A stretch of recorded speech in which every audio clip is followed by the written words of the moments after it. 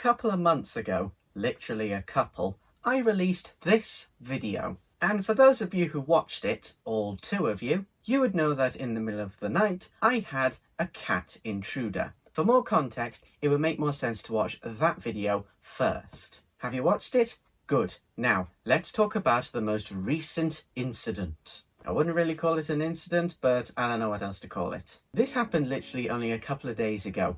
My mum had taken my dog out for a walk, and I was just downstairs in the sitting room for the time being. I wasn't doing much, but the room was quiet, and after a bit, I suddenly start to hear some growling. Now I thought this was one of my cats, Finley, growling at my other cat, Darcy. But I thought, the last time I thought that, it wasn't actually him. So I just come out from the sitting room and I glance into the conservatory through the kitchen, and I can see by the door that goes outside is a very white and partly black cat.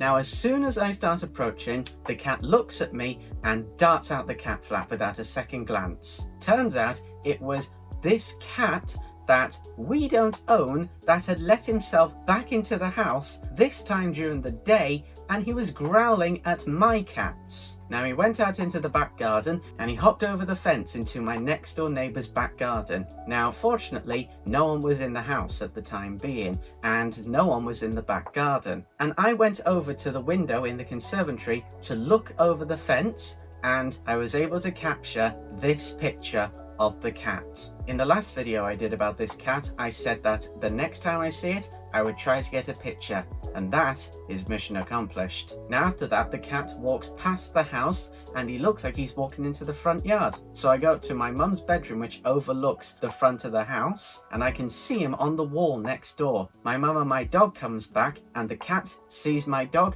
and just runs away. But at last I was able to get a photo of the cat intruder. But this isn't where the story ends. He may have intruded during the day, but that night, just when I was in bed and falling asleep, I heard my dog start barking and running from the sitting room and across the kitchen floor. And he's not like this with my cats, so all I'm assuming is that that cat tried to come back again that night and wasn't expecting my dog to be there. So thankfully, he scared him off. But this goes to show that this is not going to be the last time that we are going to be seeing this cat intruder. So if there's anything to be taken away from this, be prepared for some more Saturday story times, because I'm definitely going to be seeing this cat again. I'm sure of it. And I'm going to try and find out who this cat actually belongs to.